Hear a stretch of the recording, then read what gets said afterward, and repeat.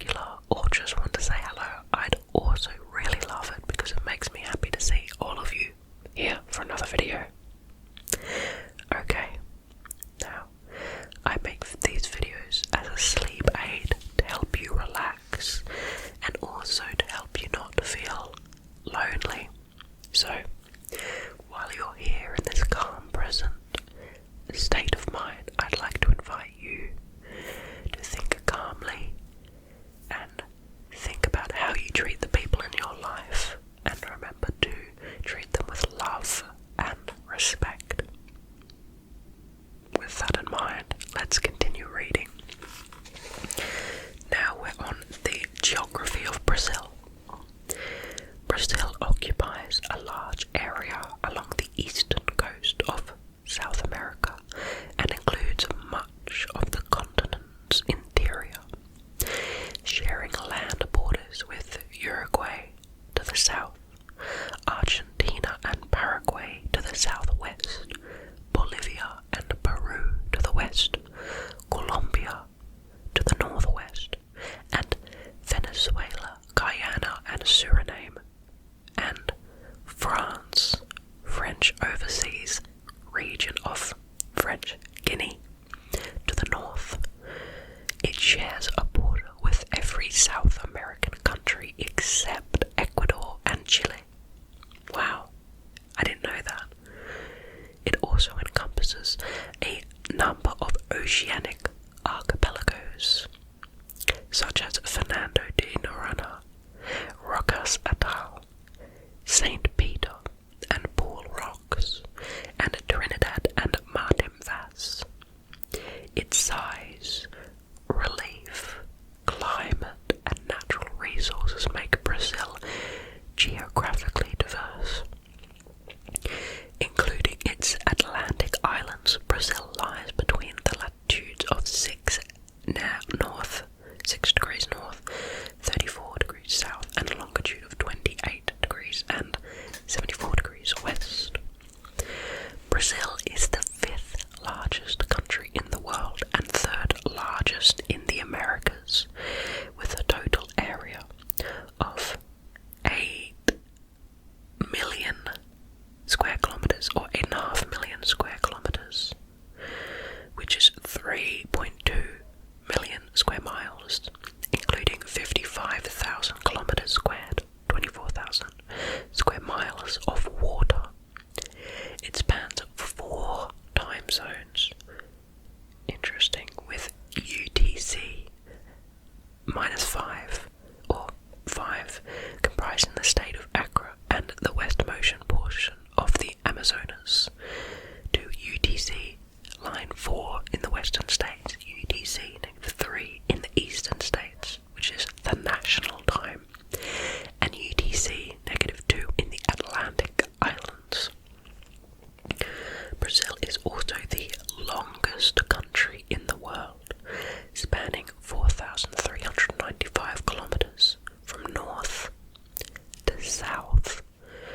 Brazil is also the only country in the world that has the equator and Tropic of Capricorn running through it. Brazilian topography is also diverse and includes hills, mountains, plains, highlands, and scrublands. Much of the terrain lies between 200 meters, which is 660 feet, and 800 meters, which is 2,600 feet in elevation. The main upland area occupies most of the southern half of the country. The northwestern parts of the plateau consist of broad rolling terrain broken by low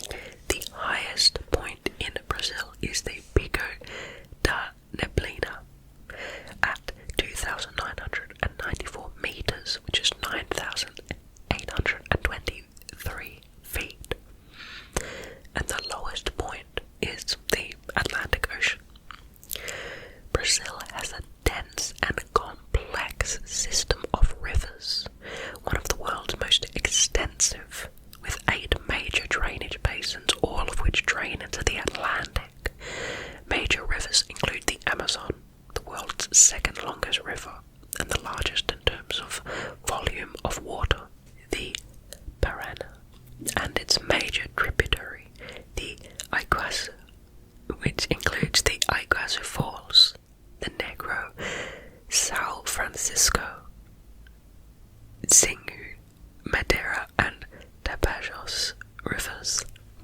I'm sorry for pronouncing them so wrong. Now the climate.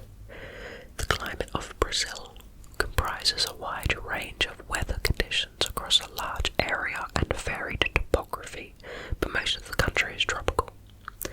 According to the Köppen system, Brazil hosts 6 major climate subtypes: desert, equatorial, tropical, semi-arid, oceanic, and tropical. The different climatic conditions produce environments ranging from equatorial rainforests in the north and semi-arid deserts in the northeast to temperate coniferous forests in the south and tropical savannas in the central Brazil. Many regions have starkly different microclimates. An equatorial climate characterizes much of northern Brazil. There is no real dry season, but there are some variations in the period of the year when the most rain falls. Temperatures average 25 degrees Celsius, 77 Fahrenheit, with more significant temperature variation between night and day than between seasons. Over central Brazil, rainfall is more seasonal, characteristic of a savanna climate. This region is as extensive as the Amazon basin, but has a very different climate as it lies farther south at higher altitude. In the interior northeast, seasonal rainfall is even more extreme. The semi-arid climatic region generally receives less than 800 millimeters, which is 31.5 inches of rain, most of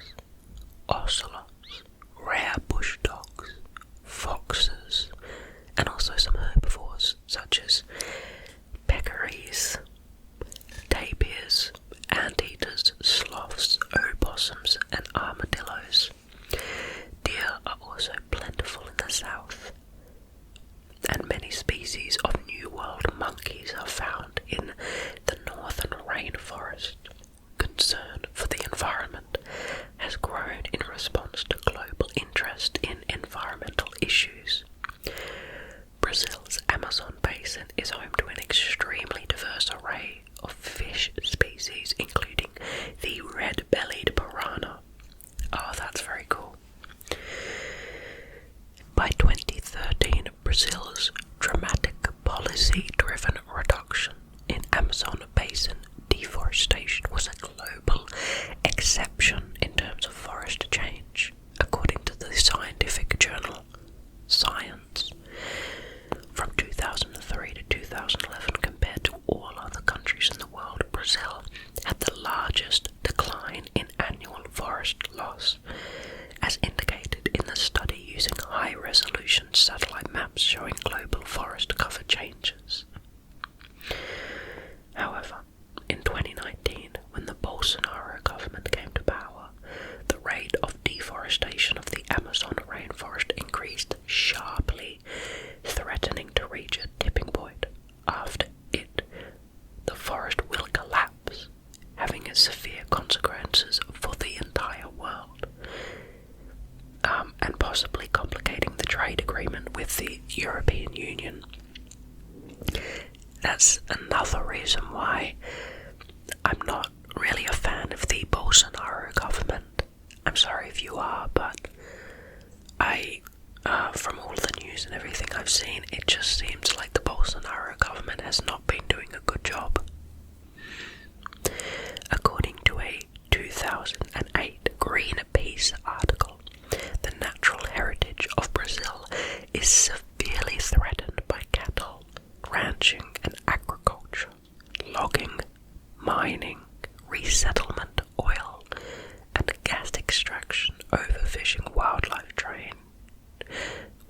trade, dams and infrastructure, water pollution, climate change, fire, and invasive species. In many areas of the country, the natural environment is threatened by development. The construction of highways has opened up previously remote areas for agriculture and settlement. Dams have flooded valleys and inundated wildlife habitats, and mines have scarred and polluted the landscape. At least 70 dams are said to be planned for the Amazon region, including the controversial Belo Monte hydroelectric dam. In summer of 2019, 2 states in Brazil, Paraná and Santa Catarina, banned fracking. That's when they have a big oil thing that you probably have seen that goes like this in the ground. What is expected to have positive effects on the climate and water quality, because the shale gas and shale oil reserves in the state of Paraná are the largest in the southern hemisphere. In 2020, the government of Brazil pledged to reduce its annual greenhouse gases emissions by 43% by 2030. It also set an indicative target of reaching carbon neutrality by the year of 2060 if the country gets $10 billion per year. Now to government and politics. I assume this section is going to be quite complicated. The form of government is a democratic, federative republic with a presidential system. The president is both head of state and head of government of the union and is elected for a 4-year term, with the possibility of re-election for a second successive term. The current president is Jair Bolsonaro. The previous president, Michael Temer, replaced Dilma Rousseff after her impeachment. The president appoints the ministers of state who assist in the government. Legislative houses in each political entity are the main source of law in Brazil.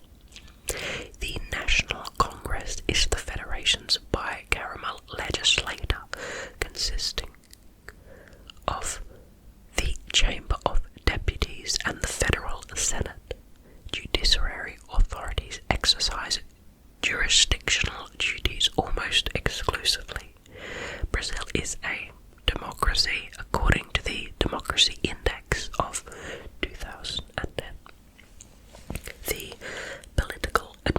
administrative organization of the Federative Republic of Brazil comprises the Union, the states, the federal district, and the municipalities.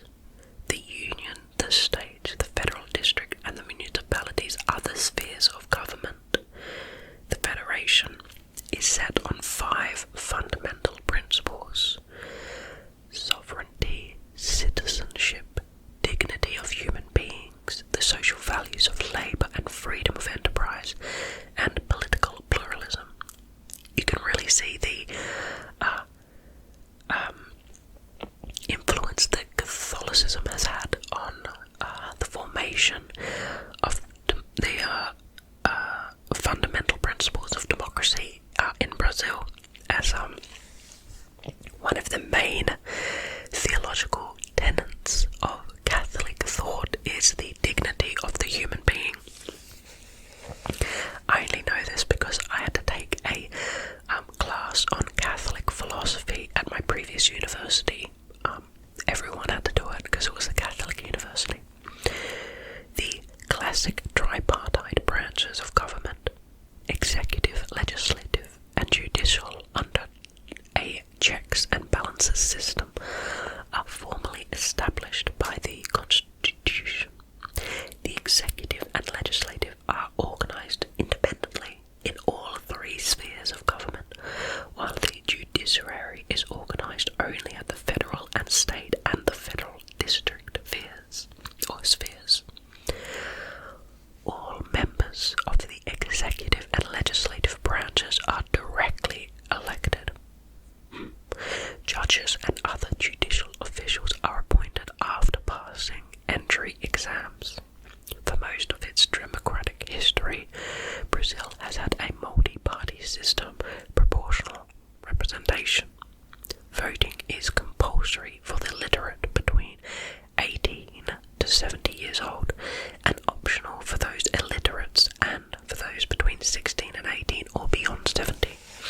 I actually think having it be mandatory up to a certain age is a really good idea. So I think saying up to 70 or something like that, and saying it's mandatory for you is a good idea, because I think it means that the people that are actively involved in politics or know more about it are more likely to make wise, wizened choices.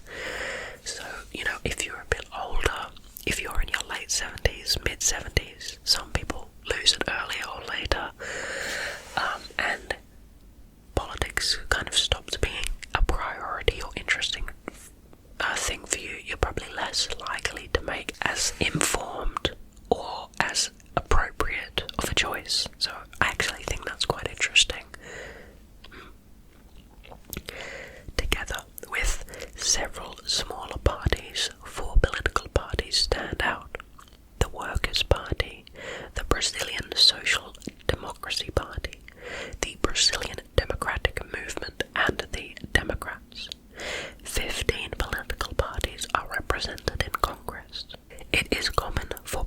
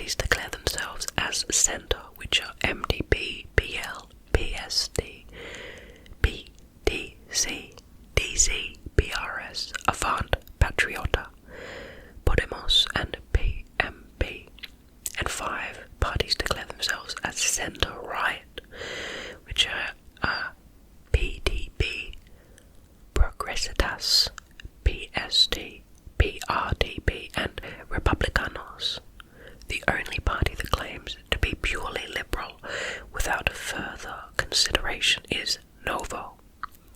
When asked about their ideological spectrum, Brazilian parties tend to give obtuse and non-conclusive answers on the subject. Well, that's, not very different from most places on the planet. Politicians kind of answer questions rather indirectly. I guess that's, a general way that politicians talk about things, so no surprise there. Well, that last section